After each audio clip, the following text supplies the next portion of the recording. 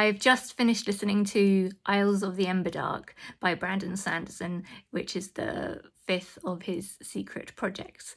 But it's actually the first one of his secret projects that I've listened to. To give you an idea of where I am in my Brandon Sanderson journey, in 2015, I first listened to the first Mistborn trilogy, I think, and I re-listened to the whole of the Stormlight Archive in December and January before I listened to Wind and Truth.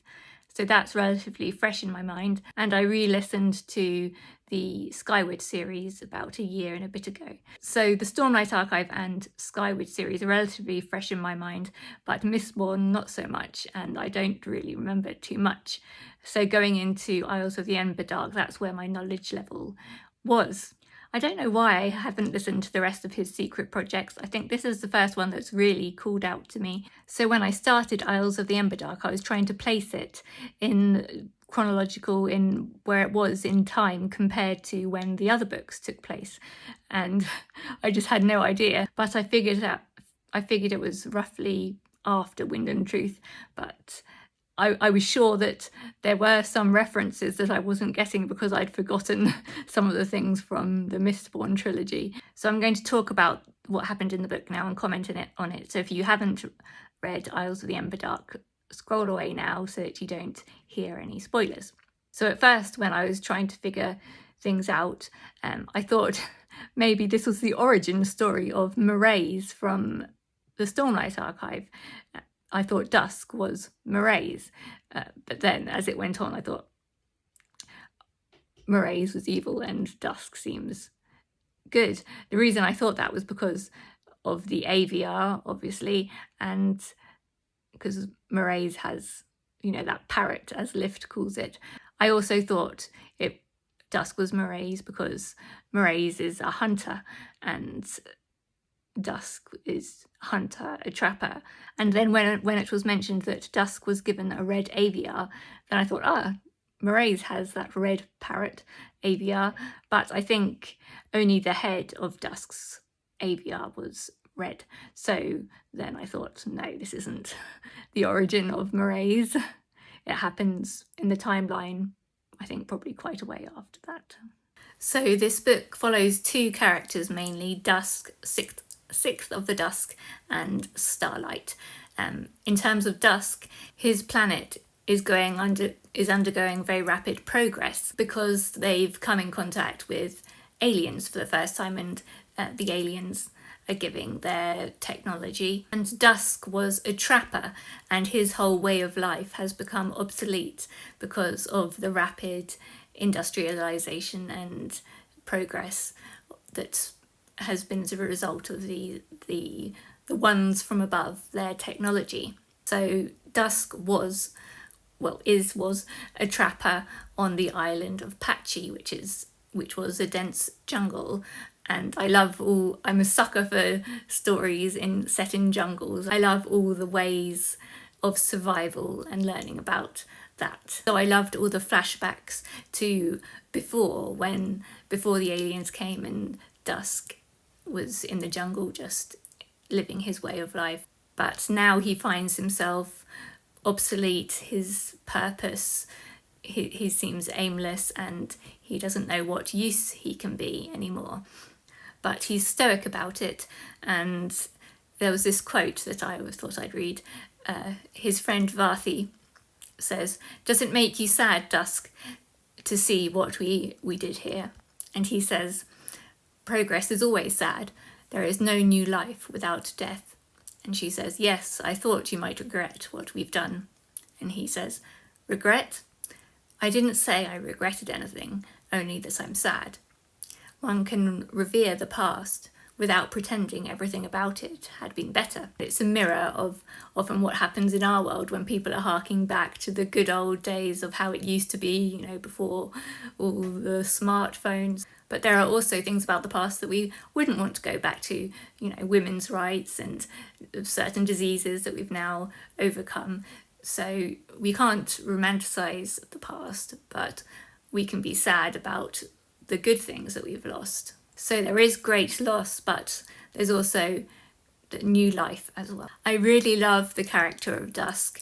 There are some ways where I really relate to him, and then some times where I find him frustrating. So the ways that I relate to him is embodied in this. There was something to this stillness, the serenity of floating in literally nothing, of utter quiet, alone with his thoughts. Back home, there was always noise, not just sounds these days, but noise.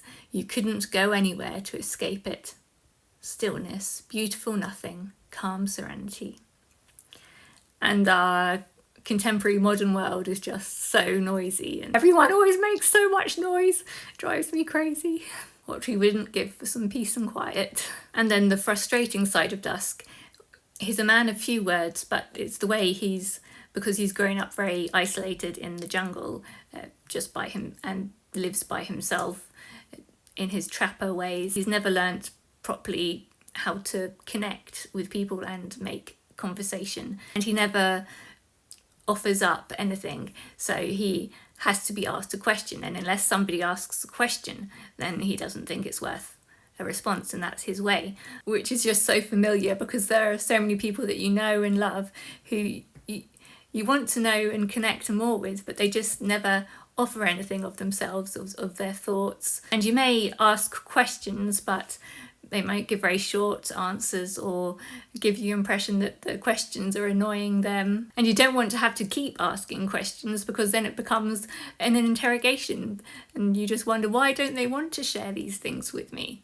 And I love the growing friendship between him and Vathi and what she brings out in him. But I love the journey that Dusk goes on, and although I usually am a bit iffy about Shadesmar, the cognitive realm, when it was in the Stormlight Archive, because it always sort of felt like you were going from full colour television into black and white television. It was sort of unnerving and lifeless, and everything was leached out. But in Isles of the Emberdark, when Dusk is figuring out how to navigate and finding that his skills as a trapper and wayfarer in the seas becomes really useful, and when he starts feeling the thrum and so can feel the currents of Shadesmar, and I loved all that bit. I also really love Vathi and how clever she is, and her managing to stall the hostile aliens who obviously have ulterior motives and wanting stuff from them and wanting to conquer them, and how she and Dusk together manage to come up when it seems hopeless. They still try, and that's why Dusk goes off to try and discover something that will help them. Vathi worries about her people and what will happen to them when they gain the sort of conveniences that those above, the aliens, have, like aircon and things like that, and will they go into their own world inside? And it's just the same thing as we're experiencing in the real world, of what is all this new technology going to make of us, what is it already making us, and what will be the consequences of that. I also really loved Starling. She's a dragon, but I'm really glad that she has two forms. Her dragon form, well, she's always a dragon, but she has a human form as well, and I'm glad that she was in her human form, because I don't know how much I could have related to her if I was just imagining her as this big clumpy dragon. And something that I didn't know, which maybe in other books has been and I just have forgotten, but Yolan, the home of her dragon planet, apparently was the source of almost all life in the Cosmere, and the origin of the shards. And that was news to me, but maybe I should have known. Maybe it was in the Stormlight Archive, maybe it was in Mistborn, but maybe someone can tell me where we learned that, because I'd totally forgotten that if I had been told. We also come across Hoyd, or Wit, or whatever you want to call him, and this is the thing that made me think I probably should have listened to the other secret projects first, because I think maybe there was a spoiler in there for maybe the Sunlit Man, or I don't know, maybe one of the other ones, because he says he was locked in a vault or something, and that he was cross with Sigils. So after finishing Isles of the Emberdark, I actually went back and have now listened to Tress of the Emerald Sea as well. It took me a while to get into it. It felt a bit slow at first, but by the end I really enjoyed it, and the crew of people I loved, Fort and Anne and Soleil. I liked the character of Tress and her thoughtfulness and her common sense, and that we saw how she grew as she left the only place she'd never known, and grew and found things about herself that she would have never have known, and figured things out about herself. I really felt it deeply when Fort's communication board was broken by Crow, and it was just such a relief when Tress brought him one back, because as someone who wasn't able to speak at all for over a decade, I had communication cards and could point at letters and things, and it was just, I really felt that deep powerlessness when his communication board was broken, and despair, and it made me love Tress even more for doing that. But instead of getting things for herself, she brought things back for her crew. Yes, so I wouldn't recommend that anyone start their Brandon Sanderson journey with Isles of the Emberdark. I mean, you could go into it not knowing things about Shadesmar and all that, but it's just helpful and helps you understand more if you have that background knowledge. If we're judging both Isles of the Emberdark and Tress of the Emerald Sea together, I think overall as a book I liked Isles of the Emberdark better, but if it was just the second half of Tress of the Emerald Sea, then maybe I'd like that better. So I really enjoyed both of them, but not as much as, say, the Stormlight Archive or the Skyward series. If you enjoyed this video, please consider going to gofundme.com/SaveJenny, where I'm fundraising for life-saving neurosurgery. Thank you!